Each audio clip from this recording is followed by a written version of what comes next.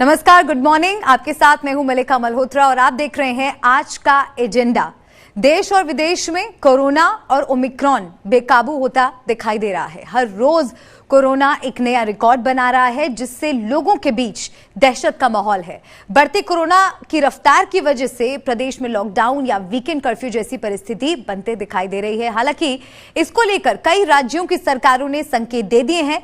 दिल्ली सरकार की तरफ से वीकेंड कर्फ्यू का ऐलान किया गया है, यानी शनिवार और रविवार को दिल्ली में लॉकडाउन लगेगा।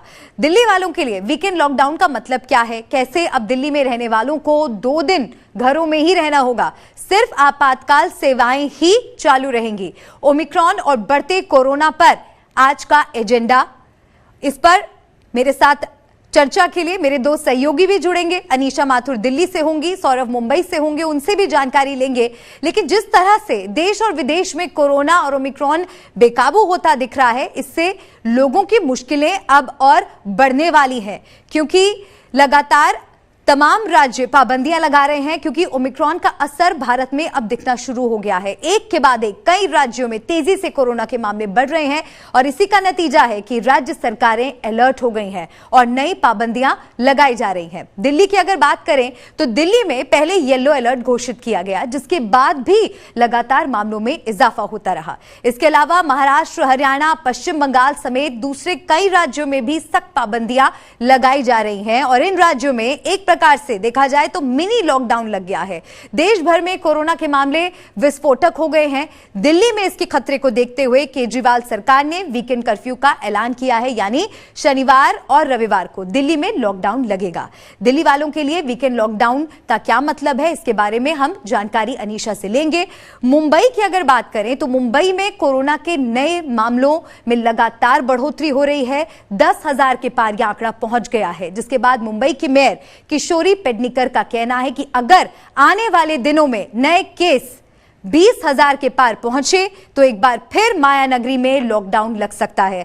दिल्ली की ही तरह मुंबई में कोरोना तेजी से पांव पसार रहा है और इसी बीच कोरोना का हॉटस्पॉट माना जा रहा है कॉर्डेलिया क्रूज शिप को, जो गोवा से मुंबई पहुंच चुका है। अगर बाकी राज्यों की बात करें तो पंजाब में भी कोरोना के बढ़ते मामलों को देखते हुए सरकार ने नाइट कर्फ्यू का ऐलान कर दिया है। पंजाब में अब रात 10 बजे से सुबह 5 बजे तक नाइट कर्फ्यू लागू रहेगा और पंजाब में आपको बता दें कि कोरोना का कहर बढ़ता जा रहा है। पंजाब में 1,349 एक्टिव केस हैं।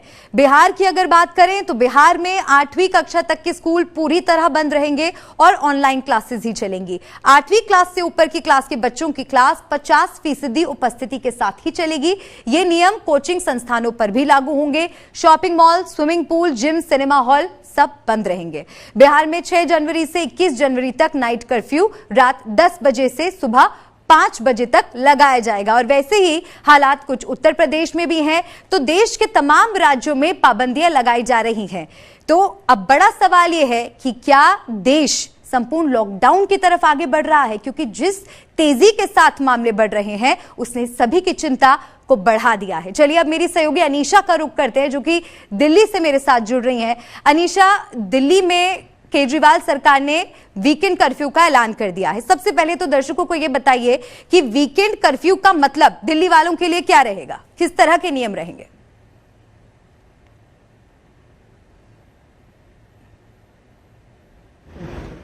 कि आपको वैक्सीन लगवानी जल्द से जल्द लगवानी है। अब बच्चों के लिए भी 15 से 18 साल के तक के बच्चों के लिए भी वैक्सीनेशन शुरू हो चुका है। वीकेंड कर्फ्यू जो दिल्ली में लगा है वो इसलिए लगाने की जरूरत पड़ी क्योंकि दिल्ली में अब 5,500 केस से ज्यादा हर रोज आ रहे हैं, जिसमें से लगभग 500 के आसपास लोग हॉस्पिटलाइज हो रहे हैं। तो हॉस्पिटलाइजेशन रेट, जो अब तक ये बात हो रही थी कि ओमिक्रॉन में हॉस्पिटलाइजेशन रेट बहुत कम है, लेकिन क्योंकि केसेस भी फैल रहे हैं उसकी वजह से हॉस्पिटल में जाने, जिन लोगों को हॉस्पिटलाइजेशन की जरूरत पड़ रही है, जिन लोगों को ऑक्सीजन की जरूरत पड़ रही है, उनका नंबर भी धीरे धीरे बढ़ रहा है।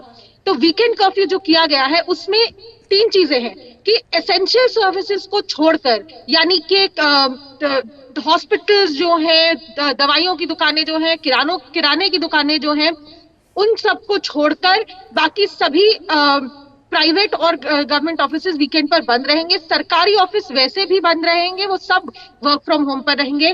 प्राइवेट ऑफिसेज जो हैं जो वीकडेज में भी सिर्फ 50% कैपेसिटी पर काम करेंगे। और एक चीज बहुत अच्छी इस वक्त की गई है, वो ये कि मेट्रो और बसों की सर्विस जो है, जो कि जिसको कम कर दिया गया था, 50% या 30% कैपेसिटी पे कर दिया गया था, उसको वापस फुल कैपेसिटी पे कर दिया है। क्योंकि पिछले हफ्ते भर में हमने देखा है कि इतनी भीड़ जो बस स्टॉप्स पर और मेट्रो स्टेशंस के बाहर बेहद भीड़ जम रही थी, लंबी लंबी लाइनें लग रही थी, वहां पर क्योंकि कोरोना संक्रमण का खतरा था, इसलिए अब उन जगह मेट्रो और बस स्टैंड्स को में भीड़ ना हो, इसके लिए फुल कैपेसिटी पर मेट्रो बसेस चलेंगी। लेकिन फ्राइडे की रात 10 बजे से लेकर मंडे की सुबह 5 बजे तक दिल्ली में पूरी तरह से कर्फ्यू रहेगा। लोगों से यही अपील की जा रही है कि आप लोग घर से बाहर ना निकलें जब तक बिल्कुल बहुत जरूरी ना हो। कोई दुकानें नहीं खुलेंगी, मॉल्स, मार्केट सब जो अब तक ऑड इवन की तर्ज पे चल रहे थे, वो सब अब वीकेंड पर बंद रहेंगे। हालांकि इसको लेकर मार्केट एसोसिएशन ने ऑब्जेक्शन उठा दिया है। उन्होंने यही कहा है कि पूरी तरह से बंद करने की बजाय और इस तरह का कर्फ्यू लगाने की बजाय अगर आप स्टैगर्ड ओपनिंग करें ताकि लोग बाजार भी जा सके और काम पर भी जा सके। लेकिन फिलहाल सरकार ने यही किया है कि क्योंकि इतने ज्यादा केसेस आ रहे हैं, इसलिए फिलहाल दिल्ली शहर में पूरा वीकेंड कर्फ्यू रहेगा, फ्राइडे की शाम 10 बजे से लेकर मंडे की सुबह 5 बजे तक। बिल्कुल अनीशा, और ये कदम उठाने इसलिए भी जरूरी हो जाते हैं क्योंकि 24 घंटे में 5000 के करीब मामले दिल्ली में आए हैं, जिससे एक बात तो साफ है कि जो ओमिक्रॉन वेरिएंट कहें या कोरोना की जो रफ्तार है, जिस तरह से ये स्प्रेड हो रहा है, वो तेज होती जा रही है। कि येलो अलर्ट में भी तमाम पाबंदियां थी, लेकिन अब वीकेंड कर्फ्यू का भी कड़ा कदम उठाना पड़ा है ताकि इस तरह से जो केसेस बढ़ रहे हैं उन्हें कुछ हद तक रोका जा सके। मुंबई से भी मेरे सहयोगी सौरभ वक्तानिया मेरे साथ जुड़ गए हैं, मुंबई का अब रुख करेंगे। सौरभ, किशोरी पेडनेकर का कहना है कि 20,000 के पार अगर केसेस आने लगे तो मायानगरी में संपूर्ण लॉकडाउन भी लग सकता है। और जिस तरह से आंकड़े मुंबई से सामने आ रहे हैं वो वाकई डराने वाले हैं। 10,000 तक ये आंकड़ा पहुंच चुका है।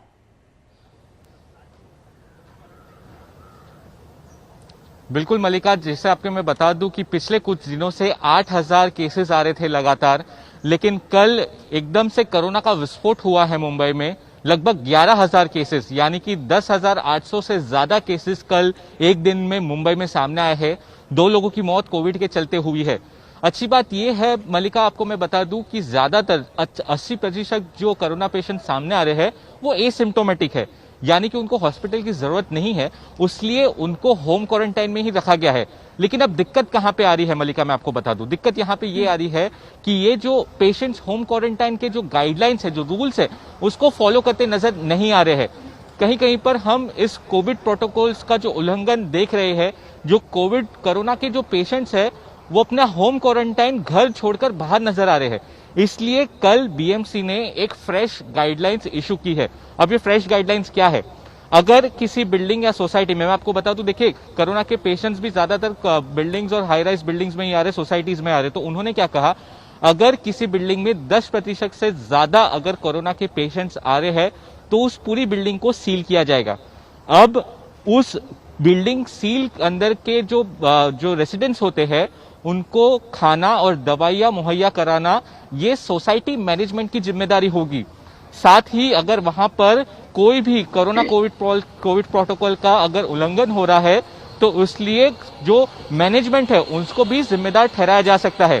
दूसरी अगर जो मैं बात करूं, कल बीएमसी ने एक और इंपॉर्टेंट डिसीजन लिया। पहले जो हाई रिस्क कॉन्टेक्ट कंट्रीज से जो लोग आते थे उनका एयरपोर्ट पर आरटीपीसीआर टेस्ट मैंडेटरी था, लेकिन अब देश को छोड़ के पूरी दुनिया की कोई भी कंट्री से अगर कोई व्यक्ति मुंबई इंटरनेशनल एयरपोर्ट पे आ रहा है तो उसको अपना आरटीपीसीआर टेस्ट एयरपोर्ट पे कराना ही पड़ेगा। तो ये एक अलग से बीएमसी ने गाइडलाइन इशू कर दी है। देखिए कक्षा 1 से 9 और 11 इनकी तो स्कूल्स बंद ही है, ऑनलाइन कर दी गई है। 10वीं और 12वीं के छात्र अगर जरूरत रहेगी तो ही क्लासेस में बुला रहे हैं क्योंकि बोर्ड एग्जाम है। किशोरी पेडनेकर ने साफ तौर पे कहा है, देखिए किसी को भी लॉकडाउन नहीं चाहिए।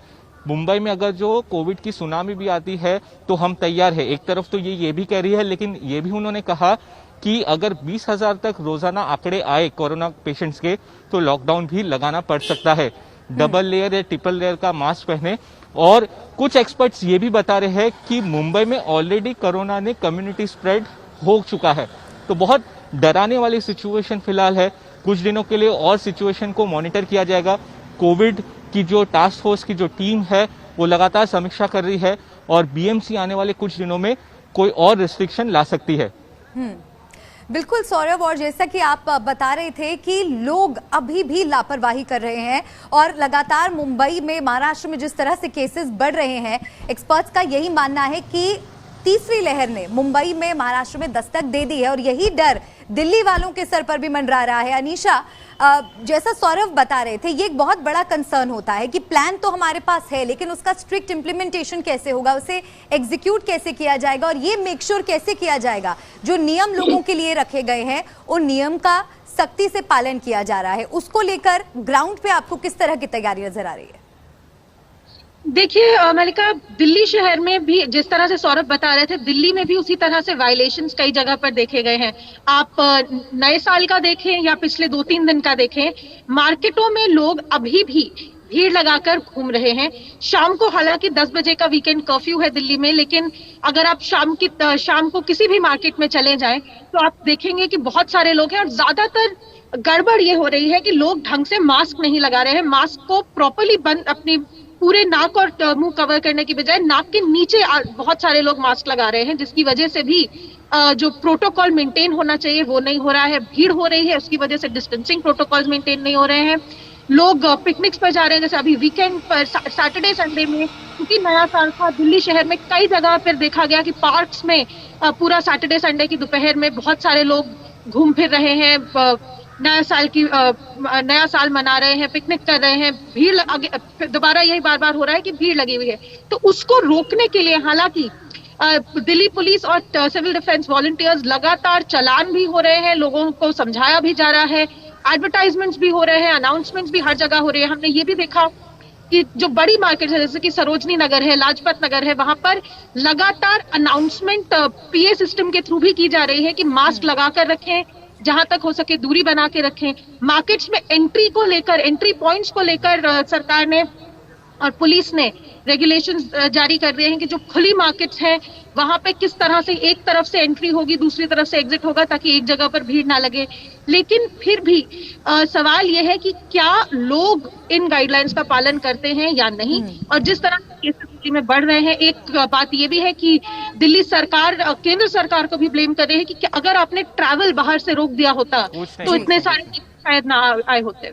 मलिका और सौरभ, ये समझना बहुत ज़रूरी है कि आखिर मुंबई में लगातार ये जो केसेस बढ़ते हैं, पिछली बार भी हमने देखा था worst affected states, worst affected cities में मुंबई थी, महाराष्ट्र थी। उसकी वजह क्या है? क्या जो वहाँ पर सिस्टम है वो दुरुस्त नहीं है? क्या जो लोग पब्लिक ट्रांसपोर्ट का इस्तेमाल करते हैं, क्या वहाँ पर सख्ती नहीं हो पा रही है सही तरीके से?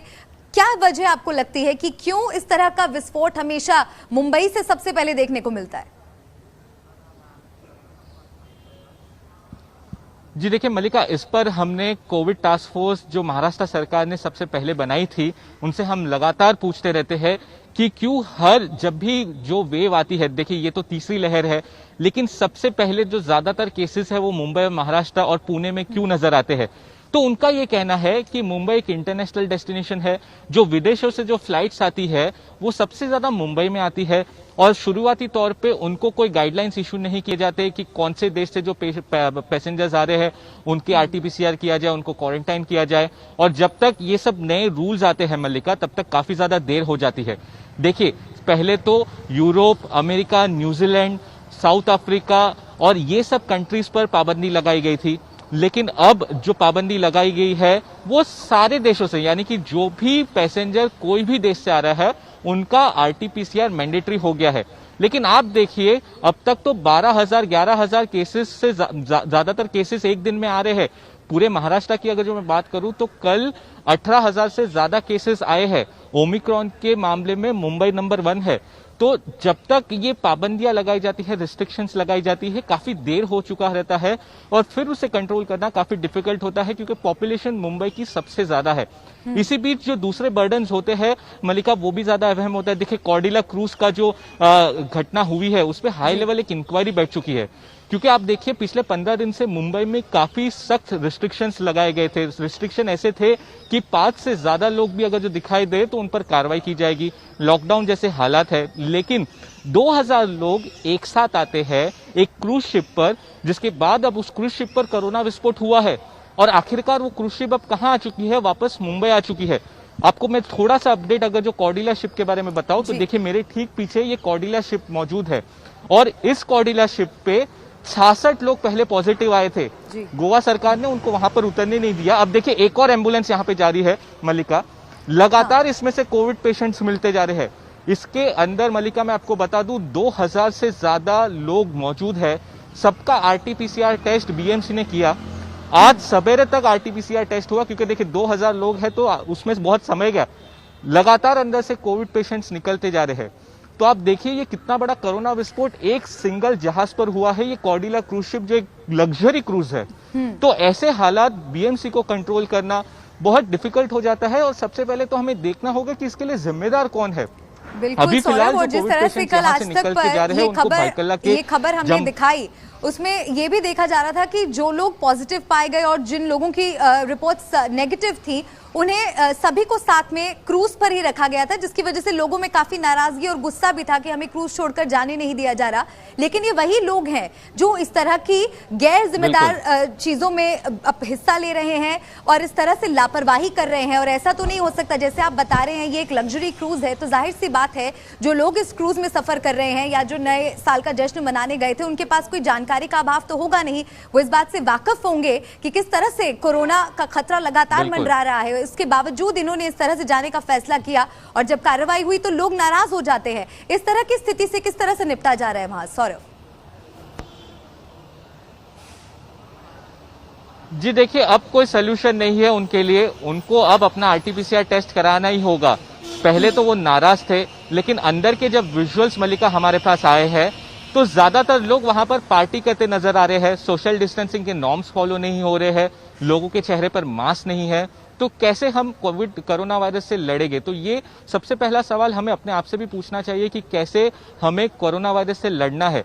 जब ये क्रूज गोवा से मुंबई के लिए वापस आया तो इसमें नेगेटिव और पॉजिटिव पेशेंट्स एक साथ थे। अब जो नेगेटिव पेशेंट्स है उनका ये कहना है हमारा तो आरटीपीसीआर टेस्ट हो चुका है, तो अब हमारा आरटीपीसीआर टेस्ट फिर से क्यों किया जा रहा है और हमें इस शिप्स पे क्यों रखा जा रहा है। लेकिन ये समझना होगा 24 घंटे से ज्यादा का समय बीत चुका है जब ये पॉजिटिव पेशेंट नेगेटिव पेशेंट एक साथ इस शिप में गोवा से मुंबई के लिए ट्रैवल कर रहे हैं। तो बीएमसी अभी यहाँ पर कोई भी जो है कोई भी इसमें और प्रॉब्लम खड़ा ना हो उसके लिए उनका ये कहना है कि जो नेगेटिव पेशेंट भी है ना उनके भी फिर से हमको आरटीपीसीआर टेस्ट करना ही होगा। इसलिए उन्होंने प्रायोरिटी पे 2 लैब्स को रखा हुआ है, जो 2 लैब्स ने आज सवेरे 3 बजे तक आरटीपीसीआर टेस्ट सारे लोगों का किया है। हम उम्मीद कर रहे हैं कि अगले 1 घंटे में सारों का जो रिपोर्ट्स है वो आ जाएगा। अब एक और चीज बीएमसी में इसने रखी है, देखिए जो अब इस पूरे कोरोना टेस्ट में नेगेटिव आएंगे उनको भी 7 दिन के लिए होम क्वारंटाइन का स्टैंप लगा दिया जाएगा और जो लोग पॉजिटिव आएंगे उनको सीधे भाईकला कोविड सेंटर या एसिम्प्टोमेटिक है तो होटल में रखा जाएगा। तो मेजर्स काफी लिए जा रहे हैं, लेकिन कहीं ना कहीं कोई चूक हो जाती है लोगों की तरफ से, ऑफिशियल्स की तरफ से, जिसका खामियाजा सबको भुगतना पड़ रहा है। और एक तरीके से मुंबई में जो स्पेशल कोविड टास्क फोर्स है उनका कहना है कि कहीं ना कहीं मुंबई में कोरोना वायरस अब कम्युनिटी स्प्रेड हो चुका है। आने वाले 2 हफ्तों में जो 3rd वेव है वो मुंबई में आ जाएगी। बिल्कुल 3rd वेव आ जाएगी, ये एक बड़ा खतरा है। और एक बड़ा सवाल हम सबके सामने ये भी है कि अगर स्थिति इसी तरह से खराब होती गई तो क्या देश भर में लॉकडाउन लगाना पड़ सकता है? अनीशा, जिस तरह की लापरवाही हमने इस क्रूज शिप में देखी उस तरह की लापरवाही दिल्ली में भी हुई है। दिल्ली में भी तमाम पाबंदियों के बावजूद, नाइट कर्फ्यू होने के बावजूद, रिस्ट्रिक्शंस के बावजूद बहुत सी जगह ऐसी हैं जहां पर बड़ी संख्या में लोग इकट्ठे हुए थे नए साल का जश्न मनाने के लिए। जी मल्लिका, बिल्कुल सही कहा आपने। दिल्ली में भी कई जगह पर इसी तरह से भीड़ भड़कता हुआ है।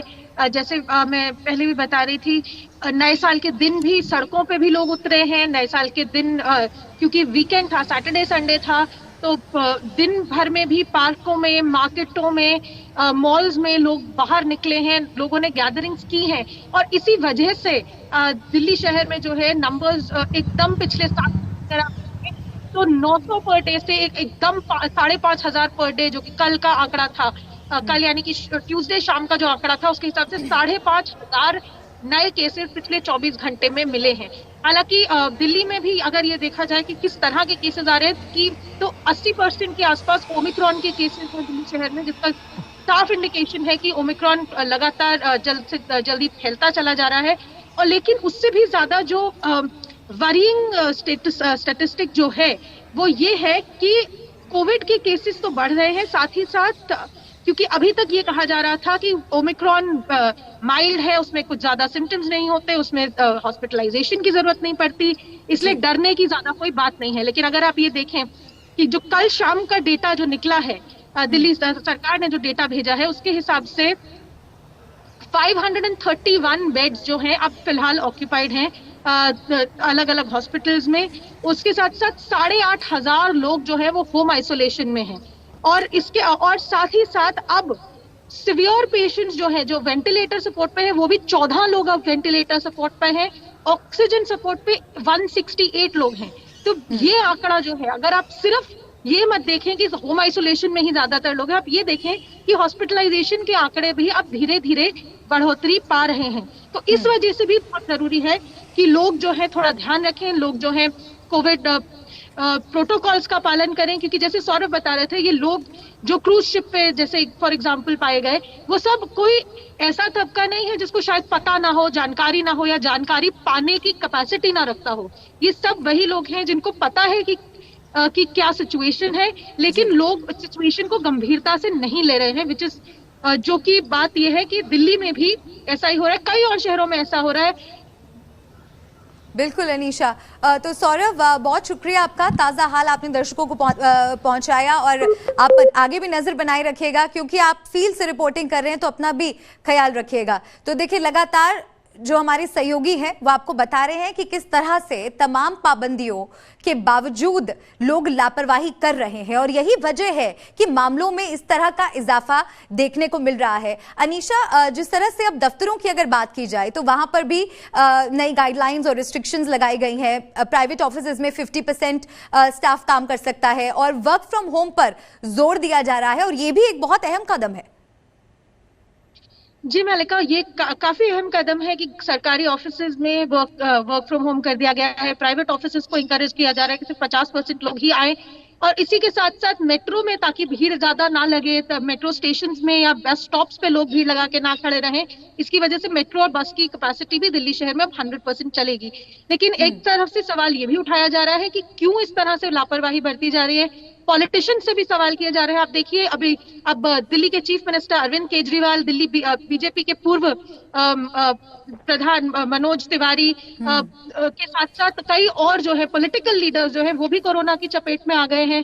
कल ही इन तीनों का ये 3 नाम जो है, अरविंद केजरीवाल, मनोज तिवारी और बाबुल सुप्रियो, उनके तीनों के नाम सामने आए कि ये 3 अब पॉलिटिकल लीडर्स जो हैं वो कोरोना की चपेट में है। तो सवाल ये भी उठाया जा रहा है कि पॉलिटिकल पार्टीज क्यों पब्लिक मीटिंग्स और रैलीज वगैरह करती चली जा रही हैं उन 5 राज्यों में जिनमें इलेक्शंस आने वाले हैं। तो अगर आप सिर्फ दिल्ली की ना देखें, अगर एनसीआर की देखें, तो नोएडा, गाजियाबाद में भी केसेस बढ़ रहे हैं, उत्तर प्रदेश में केसेस बढ़ रहे हैं, जिसकी वजह से अब ये सवाल उठाए जा रहे हैं। कई सारे और राज्य हैं देश भर में जहां पे इस तरह से कोविड के केसेस बढ़ रहे हैं। सिर्फ उस वजह से नहीं कि लोग इस वजह से भी बढ़े हैं, जैसा कि दिल्ली के स्वास्थ्य मंत्री सत्येंद्र जैन और deputy chief minister Manish Sisodia पिछले 2-3 दिन से कह रहे हैं कि ट्रैवल जो है, क्योंकि बाहर से अभी क्रिसमस न्यू ईयर की जो लास्ट वीक दिसंबर का होता है, उसमें कई लोग जो है जो देश के बाहर रहते हैं वो छुट्टियों के लिए देश में वापस आते हैं, अपने परिवारों से मिलने वापस आते हैं। तो एयरपोर्ट से आते हुए लोगों के भी काफी केसेस आए हैं। अगर आप आंकड़ों की तरफ ही देखें सिर्फ, तो जो लोग बाहर से आए हैं, कि जो एयरपोर्ट से पॉजिटिव होके पेशेंट्स आए हैं, वो भी काफी लोग आए हैं। कोविड पॉजिटिव पेशेंट्स एयरपोर्ट से भी लगातार कुछ आते रहे हैं पिछले 2-3 हफ्तों बिल्कुल से। अनीशा, और जैसा कि सौरभ बता रहे थे कि इंटरनेशनल फ्लाइट्स, ज्यादातर इंटरनेशनल फ्लाइट्स मुंबई से होते हुए जाती हैं, वैसा ही दिल्ली का भी हाल है और बहुत सी इंटरनेशनल फ्लाइट्स दिल्ली से होते हुए भी जाती हैं। दिल्ली में हॉल्ट्स होते हैं, काफी इंटरनेशनल टूरिस्ट ट्रैवलर्स होते हैं, तो ये भी वजह है कि दिल्ली भी लगातार हॉटस्पॉट बनता रहता है कोरोना के मामलों का। और जैसा कि आपने सवाल उठाया राजनेताओं के बारे में, अब अरविंद केजरीवाल खुद कोरोना पॉजिटिव हो गए हैं, जो कि लगातार पंजाब में भी दौरे कर रहे थे, उत्तराखंड में भी दौरे कर रहे थे। तो ऐसे में सवाल उठना लाजमी है कि राजनेता जो जनता का प्रतिनिधित्व करते हैं उनको अपनी तरफ से एक एग्जाम्पल सेट करना चाहिए, लेकिन वो भी कहीं ना कहीं लापरवाही करते हुए नजर आ रहे हैं। अनीशा, एक और चीज मैं आपसे समझना चाहूंगी कि पब्लिक गैदरिंग्स पर भी जिस तरह से रिस्ट्रिक्शन लगाई गई है, लोगों को लिमिट किया गया है कि इतने लोगों से ज्यादा एक जगह पर एकत्रित नहीं हो सकते। इस बीच वेडिंग्स हो गई या फिर कोई अगर सार्वजनिक प्रोग्राम्स हैं, उनको लेकर किस तरह की सख्ती दिल्ली में देखी जाएगी? देखिए, दिल्ली शहर में कोई भी पब्लिक प्रोग्राम फिलहाल बैंड है। कोई पॉलिटिकल, कोई सोशल, कोई रिलीजियस गैदरिंग नहीं हो सकती। हालांकि अगर आप ग्राउंड रियलिटी को देखें तो नए साल के दिन बहुत लोग मंदिर में गए मत्था टेकने, बहुत लोग गुरुद्वारों में गए, चर्चेज में गए। तो हालांकि पब्लिक गैदरिंग्स पर बैन है, लेकिन वही बात है कि लोग अगर उस बैन को माने, हालांकि हर रिलीजियस स्पॉट में अब एंट्री लोगों की बंद करने की बात हो गई है।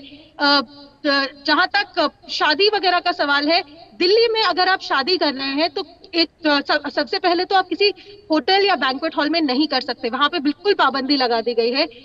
आपको ओपन स्पेस में ही करनी होगी या फिर अपने घर में या मंदिर में करनी होगी। उस पर भी सिर्फ 20 लोग जा सकते हैं शादी में, कुल मिलाकर, यानी कि लड़का और लड़की दोनों की तरफ से टोटल 20 लोग शादी अटेंड कर सकते हैं। सेम नंबर जो है वो किसी की अगर डेथ हो जाए तो क्रिमेशन के लिए जो जाना होता है उसमें भी ज्यादा से ज्यादा 20 लोग जा सकते हैं। स्कूल्स वगैरह बंद कर दिए गए हैं, सब कुछ ऑनलाइन क्लासेस पे चल रहा है। और ये भी कहा जा रहा है कि जो एसेंशियल गुड्स एंड सर्विसेज की कैटेगरी है उनको सिर्फ अब मूवमेंट की परमिशन होगी, खासतौर से वीकेंड पर सिर्फ उनको एसेंशियल सर्विसेज वालों को वीकेंड मूवमेंट की परमिशन होगी। नाइट कर्फ्यू जो है उसको भी लगाया जा रहा है, उसको भी सख्ती से लगाया जा रहा है। हालांकि अगर आप दोबारा आंकड़े देखें तो हर रोज कई लोगों के चालान हो रहे हैं कर्फ्यू वायलेट करने के लिए। तो सरकार अपनी तरफ से पूरी तरह से गाइडलाइंस बना रही है, चालान कर रही है, अनाउंसमेंट्स कर रही है, लेकिन सवाल आकर यहीं पर आता है, यहाँ पर ही आकर टिकता है कि क्या लोग गाइडलाइंस को फॉलो करने के लिए तैयार हैं या नहीं। मलिका। अनीशा, और इन्हीं गाइडलाइंस से जुड़ी जब पिछली बार इस तरह की सिचुएशन हमने दिल्ली में देखी थी तो इमरजेंसी सर्विसेज हो या फिर इंपॉर्टेंट काम के लिए किसी को अगर जाना है तो सरकार की तरफ से कर्फ्यू पासेस इशू किए गए थे। क्या उसी तरह की प्रक्रिया इस बार भी हो रही है? क्या लोग अभी भी अगर वो किसी जरूरी काम से बाहर जाना चाहते हैं, कोई बहुत इमरजेंसी उनके पास आ गई है, तो क्या वो इस तरह का कोई पास बनवा के अपनी मूवमेंट अलाउ करवा सकते हैं?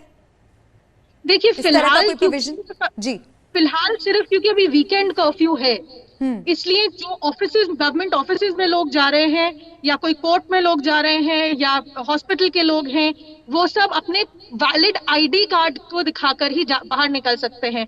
कोई अगर कोविड टेस्टिंग के लिए जा रहा है या डॉक्टर के से मिलने जा रहा है तो वो जो अपॉइंटमेंट के लिए मैसेज आता है वो दिखाना जरूरी होगा और वैलिड आईडी कार्ड तो साथ में दिखाना ही होगा।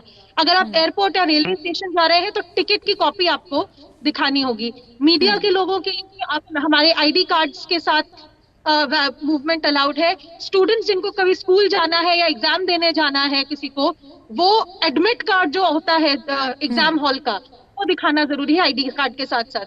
तो बेसिकली और शादी वगैरह में कहीं जा रहा है तो मैरिज के लिए जो इनविटेशन कार्ड होता है वो और अपना आईडी कार्ड जरूरी होगा। तो बेसिकली कर्फ्यू पास की अभी जरूरत नहीं है, लेकिन आईडी कार्ड और जो भी आपका लेटर या पास की जो बाहर निकलने की वजह हो उसको एक्सप्लेन करने के लिए आपको कुछ दिखाना जरूरी होगा।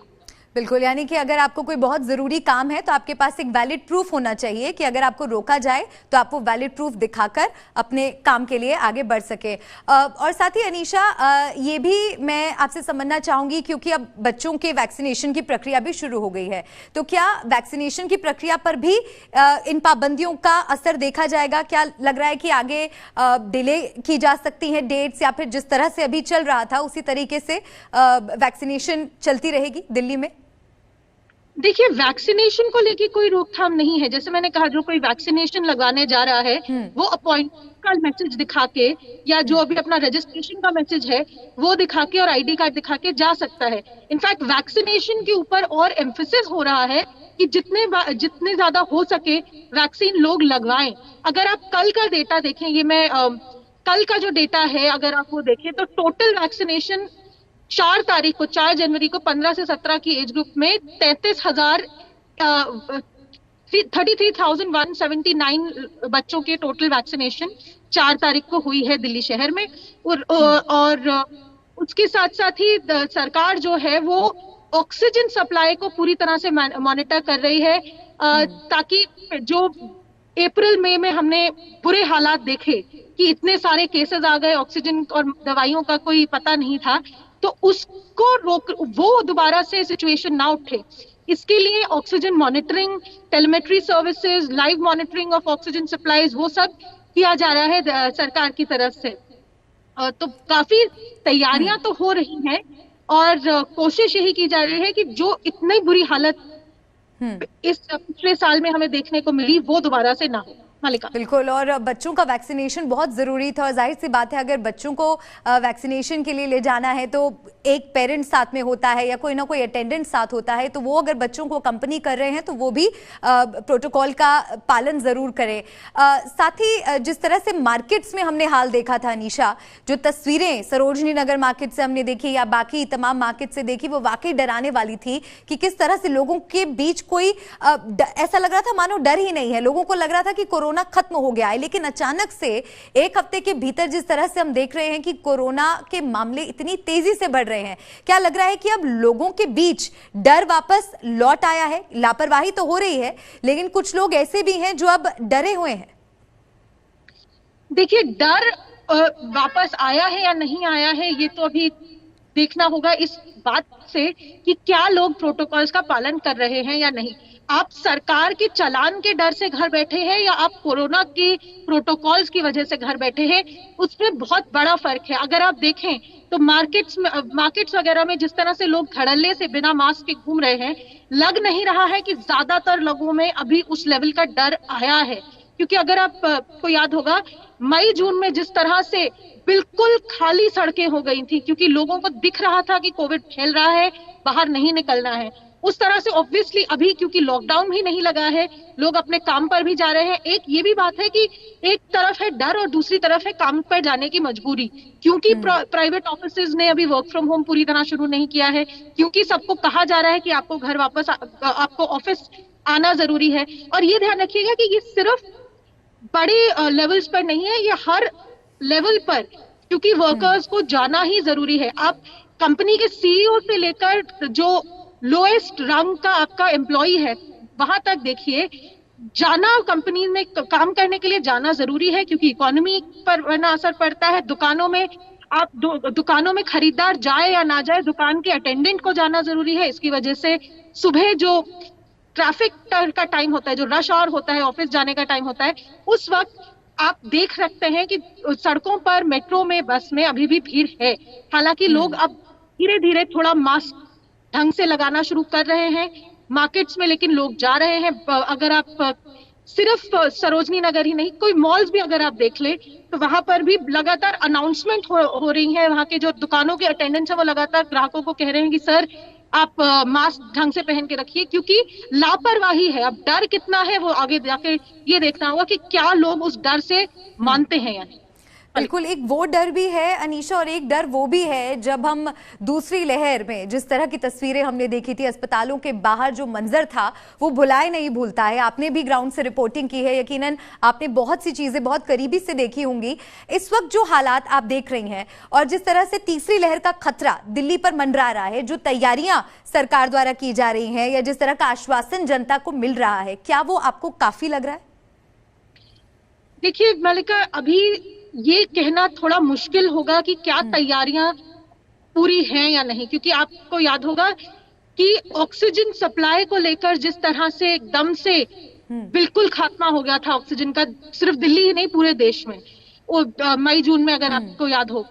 उसके साथ साथ एकदम से हॉस्पिटलाइजेशंस की और ऑक्सीजन की जो सप्लाई की, ऑक्सीजन की जो जरूरत पड़ी थी, वो इस बारी यही कहा जा रहा है एक्सपर्ट्स की तरफ से, आप आईसीएमआर के देखें या हेल्थ मिनिस्ट्री को देखें या डब्ल्यूएचओ को देखें, यही कहा जा रहा है कि ओमिक्रॉन वेरिएंट जो है उसमें इतनी ज्यादा हॉस्पिटलाइजेशन की जरूरत पड़ना पॉसिबल नहीं होगा। और साथ ही साथ क्योंकि बहुत लोगों को वैक्सीन लग चुकी है, तो भी उम्मीद यही की जा रही है फिलहाल एक्सपर्ट्स की तरफ से कि जिन लोगों को अगर कोविड हुआ भी तो उनको अस्पताल की या कम से कम आईसीयू की हो सकता है जरूरत ना पड़े। फिर भी जैसे मैं आपको बता रही थी, दिल्ली सरकार ने कम से कम ऑक्सीजन सप्लाईज की मॉनिटरिंग फिलहाल शुरू कर दी है, टेलीमेट्री सर्विसेज शुरू कर दी है, यानी कि फोन और ऑनलाइन डेटा की मदद से real time oxygen level tracking जो है सभी हॉस्पिटल्स में और जो इनके ऑक्सीजन सप्लाई के स्टेशन है वहां पर, जहां पे स्टोरेज है वहां पर, पिछले 1 साल में देश भर में ऑक्सीजन मैन्युफैक्चरिंग और ऑक्सीजन स्टोरेज की कैपेसिटी जो है पिछले 6-8 महीने में बढ़ाई भी गई है। तो उम्मीद अब की बारी यही है कि जो हाल हमने अप्रैल मई में देखा वो दोबारा से देखने को नहीं मिलेगा। और अनीशा, इसलिए भी उम्मीद सभी कर रहे हैं कि उस तरह की तस्वीरें दोबारा देखने को ना मिले, क्योंकि जो हालात पैदा हुए थे उससे ऐसा लग रहा था कि एक तरह से हेल्थ सिस्टम पूरी तरह से कोलैप्स कर गया हो, एक बहुत बड़ा फेलियर लग रहा था वो। और अब काफी वक्त बीत चुका है, काफी वक्त सरकार को मिला है उस पर काम करने के लिए, कमियों को सुधारने के लिए। तो अब लोग यही उम्मीद कर रहे हैं कि अगर उन्हें जरूरत पड़ी तो उनको हर जरूरी सुविधा मिल पाएगी। साथ ही एक और अनीशा हम चीज देखते हैं कि क्योंकि बाहर जाना अब अलाउड नहीं है, तो लोग होम डिलीवरी का सहारा ले रहे हैं या फिर घरों में खाना ऑर्डर करना और इस तरह की चीजें। क्या उसको लेकर सेफ्टी मेजर्स का ख्याल रखा जा रहा है? इस तरह की सर्विसेज के लिए क्या गाइडलाइंस? देखिए, अभी दिल्ली में इस तरह की सर्विसेज के लिए कोई स्पेसिफिक गाइडलाइन नहीं की गई है, लेकिन अगर आप देखें तो पिछले 1.5 साल से, क्योंकि 2020 से हम कोरोना के साथ जी रहे हैं, लोगों को गाइडलाइंस जो पहले भी लगी थी वो उनका भी ख्याल है। तो होम डिलीवरी सर्विसेज को लेकर काफी, अगर आप सबसे बड़ी जो सर्विसेज है, अगर आप स्विगी और जोमेटो को देखें तो उनमें ऑलरेडी वो प्रोटोकॉल जो है कि अगर आपको नो कांटेक्ट डिलीवरी चाहिए, अगर आपको दूर से डिलीवरी चाहिए, आपको किस तरह से कहाँ से चाहिए, रेस्टोरेंट्स जो हैं, जो किचन्स हैं, उन्होंने भी काफी हद तक अपने जो स्ट्रीमलाइनिंग करनी होती है प्रोसेस की, ताकि कोई कंटामिनेशन ना हो, कोई प्रॉब्लम ना हो, वो कई जगह पर की है। लेकिन जहां तक जो डिलीवरी सर्विस वाले हैं, जो लोग जो काम कर रहे हैं इस चीज में, उनके लिए जो खतरा है, उनके लिए उनको जो प्रॉब्लम झेलनी पड़ी, उस पर भी काम होना जरूरी होगा। क्योंकि हमने देखा पिछले कुछ महीनों में जो वर्कर्स हैं, जो डिलीवरी पर्सन्स हैं, उनको काफी प्रॉब्लम्स हुई, उनमें बहुत लोग कोविड पॉजिटिव हुए, बहुत लोग बीमार हुए, बहुत लोगों की जानें भी गईं। उन्होंने भी सरकार से भी और जो कंपनियां हैं उनसे भी मदद मांगी कि जिस जोखिम में वो लोग काम कर रहे हैं। आपको याद होगा जब फुल लॉकडाउन जब होता है तब भी ये लोग सड़कों पर लोगों के घरों तक जाकर अपना काम कर रहे हैं, वो भी काफी हद तक एक्सपोज्ड हैं। तो उनकी प्रोटेक्शन के लिए क्या कोई कदम उठाए गए या नहीं, वो भी अभी देखना होगा। हालांकि फिलहाल अगर आप देखें तो जो उनको मैंडेटरी किया गया था कि आप ग्लव्स जरूर पहनेंगे, आप मास्क लगाकर रखेंगे, क्या जो रेस्टोरेंट्स हैं या जो डिलीवरी सर्विसेज है वो उन प्रोटोकॉल्स को दोबारा ला रही है नहीं, वो अभी रुक कर देखना होगा। मलिका। जी अनीशा, एक और अहम सवाल आपसे पूछना चाहूंगी कि क्योंकि मेट्रो में अब जो रिस्ट्रिक्शन थी, पहले 50% कैपेसिटी के साथ जा सकते थे, अब 100% उससे कर दिया गया है। कई लोग ऐसे भी होते हैं जो इस चीज से बचते हैं कि अगर 100% है तो बहुत भीड़ होगी, उससे अच्छा क्यों ना कैब लेके जाया जाए। लेकिन कैब सर्विसेज भी अगर हम ओला उबर देखें तो क्या वो सेफ्टी मेजर्स के हिसाब से तमाम तरह की प्रोटोकॉल्स और प्रिकॉशंस ले रहे हैं? क्योंकि उसमें भी आप देखा जाए तो एक तरह से एक्सपोज होते ही हैं, क्योंकि एक सवारी बैठी उसके बाद फिर दूसरी सवारी बैठी, तो इसमें भी रिस्क तो उतना ही बना रहता है। तो ओला और उबर या इस तरह की कैब सर्विसेज के लिए किस तरह की गाइडलाइंस? देखिए मलिका, मेरा जवाब दोबारा से वही रहेगा कि अभी सरकार की तरफ से स्पेसिफिक गाइडलाइंस नहीं आई हैं कैब सर्विसेज के लिए। लेकिन अगर आप देखें कि पिछले साल की जो गाइडलाइंस थी उन्हीं का पालन दोबारा से किया जाना जरूरी है। आप कैब सर्विसेज की अगर एप्स को देखें तो उबर और ओला दोनों ही सर्विसेज जो हैं उन्होंने दोबारा से एक बटन अपना शुरू कर दिया है कि क्या आपका ड्राइवर जो है उसने मास्क पहना है या नहीं, क्या उसने गाड़ी सैनिटाइज की है या नहीं, क्या वो प्रिकॉशन ले रहा है या नहीं। आपको भी वो ऐप याद दिलाता है कि आप भी अपना मास्क पूरी तरह पहन के रखें। जब आप ऐप को गाड़ी बुक करते हैं तब भी ऐप पर ही मैसेज आता है कि ध्यान रखिएगा कि आप मास्क पहन के रखें, आप हाथ सैनिटाइज करके ही गाड़ी में बैठें। तो बात दोबारा वही आती है कि कंपनी अगर आपको याद दिलाए या आप खुद उसको फॉलो करें, उस पर भी बात आती है। साथ ही साथ जैसा डिलीवरी सर्विस वालों के साथ प्रॉब्लम हुई, ओला उबर कैब वालों के साथ भी बहुत प्रॉब्लम हुई है पिछले साल। जब हमने देखा है उबर ओला के जो ड्राइवर्स यूनियंस हैं उन्होंने काफी सवाल उठाए कि हमारे प्रोटेक्शन के लिए कुछ क्यों नहीं किया जा रहा, हमारे को कंपनसेशन क्यों नहीं दिया गया है, हमें जो मास्क खरीदने पड़े, सैनिटाइजर्स खरीदने पड़े, प्लास्टिक शीटिंग लगानी पड़ी गाड़ी के अंदर, उसका पैसा कहाँ से भरा जाएगा। तो ये सभी सवाल है जिनका अभी जवाब आया नहीं है। अभी भी कैब यूनियंस जो हैं वो वरीड हैं कि अब इस तरह से प्रोटोकॉल्स जारी होंगे तो लोग उनका सर्विस लेना। क्या वीकेंड कर्फ्यू के दौरान कैब सर्विसेज इजीली एक्सेसिबल होंगी? देखिए रिस्ट्रिक्शंस तो नहीं है फिलहाल। अगर आप गाइडलाइंस डीएमए की देखें तो उसमें कैब सर्विसेज पे रिस्ट्रिक्शन नहीं है, लेकिन क्योंकि लोगों को बाहर जाने को मना किया जा रहा है तो हो सकता है कि कैब सर्विसेज पर भी कुछ सड़क पे सवाल किए जाए कि आप कहाँ जा रहे हैं, क्यों जा रहे हैं। तो अभी हालांकि डीडीएमए के ऑर्डर के चलते कोई रिस्ट्रिक्शन नहीं है, लेकिन ध्यान रखना ये होगा कि किस तरह से एक्चुअल ग्राउंड पर क्या होता है वो वीकेंड पर ही देखने को मिल पाएगा। जी शुक्रिया अनीशा, आपने बहुत जरूरी जानकारी यहाँ पर हमारे व्यूअर्स तक पहुंचाई है। आप आगे भी नजर बनाए रखिएगा और अपना भी ख्याल रखिएगा, क्योंकि हमारे रिपोर्टर्स लगातार ग्राउंड से, फील्ड से रिपोर्टिंग करते हैं और ताज़ा अपडेट्स लगातार आप तक पहुंचाते हैं। तो WHO ने एक बार फिर से बताया है कि ओमिक्रॉन वेरिएंट पहले के वेरिएंट्स के मुकाबले ज्यादा खतरनाक नहीं है, लेकिन ये बहुत संक्रामक है और बहुत तेजी से फैल रहा है, जिसका असर देश और विदेश में अब देखने को भी मिल रहा है। बेकाबू रफ्तार हो गई है और हर रोज कोरोना एक नया रिकॉर्ड बना रहा है, जिससे लोगों के बीच दहशत का माहौल है और लगातार पाबंदियां भी बढ़ाई जा रही हैं। बढ़ते कोरोना की रफ्तार की वजह से जिस तरह की पाबंदियां लगाई गई हैं, मिनी लॉकडाउन जैसी स्थिति बनी हुई है, उस हालात से हमने आपको वाकिफ कराया। लेकिन सबसे ज्यादा जरूरी यह है कि आप और हम अपनी जिम्मेदारी को समझें, तमाम नियमों का पालन करें। और इसी के साथ आज का एजेंडा में फिलहाल इतना ही। स्वस्थ रहिए, सुरक्षित रहिए। कल फिर से होगी मुलाकात। नमस्कार।